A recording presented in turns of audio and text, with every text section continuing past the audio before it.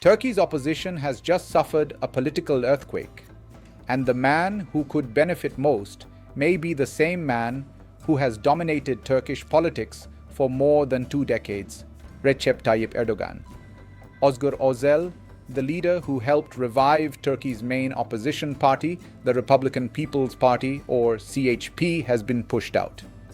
Instead of disappearing, he has launched a new movement called the New Party, or Yenni. The extraordinary part is what happened next. Dozens of CHP lawmakers followed him. The new party became the second largest force in parliament, and some polls put it above 30%. That could create Erdogan's biggest challenge in years, but it could also split the opposition when it needs unity most.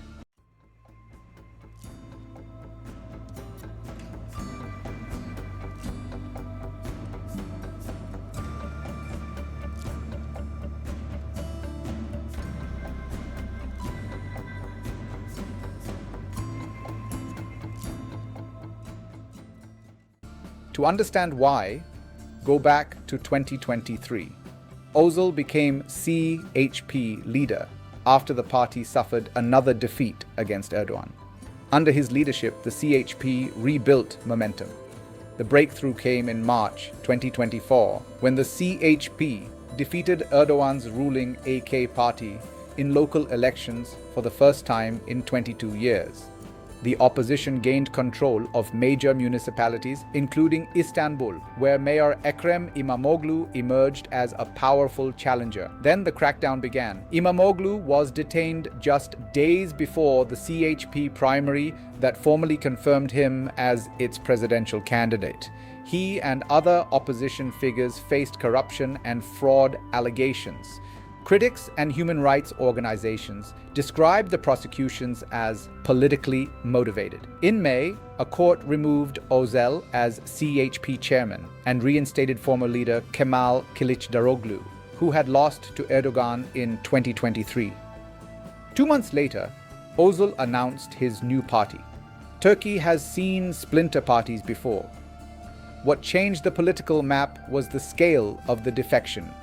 Of the CHP's 135 lawmakers, 90 reportedly followed Ozel into the new party, leaving the CHP with only 44 seats and pushing it down to the 5th largest party in parliament.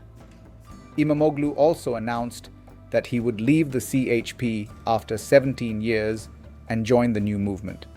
This is no longer simply a leadership dispute. It is a fight over who inherits Turkey's opposition.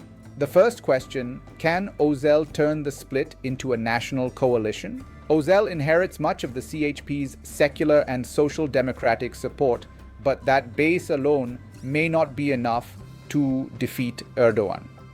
To win nationally, the new party would need to reach beyond traditional CHP voters and attract centrists, some nationalists, and Kurdish voters. That is where the strategy becomes difficult. Erdogan has been pursuing a new peace process involving the Kurdistan Workers' Party, or PKK. If that process reshapes Kurdish politics, Erdogan could weaken one of the opposition's most important electoral partnerships. Nationalism also remains powerful, forcing Ozel to broaden his coalition without alienating his existing voters. And there is another problem. A divided opposition can make Erdogan stronger, even when the opposition itself becomes more popular. That is the first paradox of the new party. It may be the strongest new challenger Turkey has seen in years, while simultaneously making it harder for the anti-Erdogan camp to unite behind one candidate. The second revelation, the new party's greatest advantage may come from Erdogan's economic record. Turkey's economy remains under heavy pressure. Inflation has stayed high, and in May, the central bank raised its inflation forecast for the year from 16% to 24%. The Turkish lira has continued to weaken against the dollar. Political crackdowns have also damaged investor confidence. When Ozel was removed, Turkey's stock market plunged around 6%. That creates an opening. Ozel can argue that Turkey needs political stability, stronger institutions, and an economy capable of restoring investor confidence. If voters connect the cost of living crisis to Erdogan's long rule, even a divided opposition could become competitive. History also gives Ozel a reason for optimism. Turkey has seen a major party split from the CHP before. In 1946, the Democratic Party broke away from the CHP and came to power only 4 years later. The precedent does not guarantee victory, but it shows that a split can create a governing force when frustration and momentum move together. That brings us to Ozel's biggest threat, the possibility that his new party becomes the next target of the same political machinery that damaged the CHP.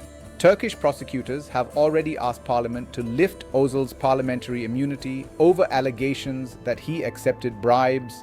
He denies wrongdoing. The timing matters because the request came only weeks after he announced the new party. If prosecutors move against Ozel or his allies, the battlefield could become much more difficult. Yet there is a strange lesson in Erdogan's own history. Erdogan entered national politics after becoming Istanbul Mayor in the 1990s.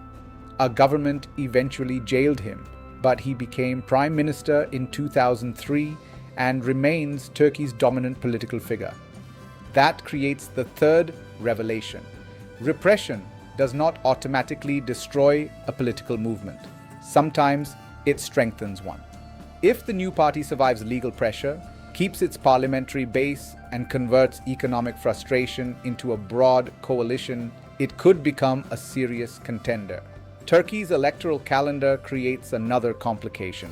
Erdogan's current term would normally prevent him from running again in 2028 because of presidential term limits.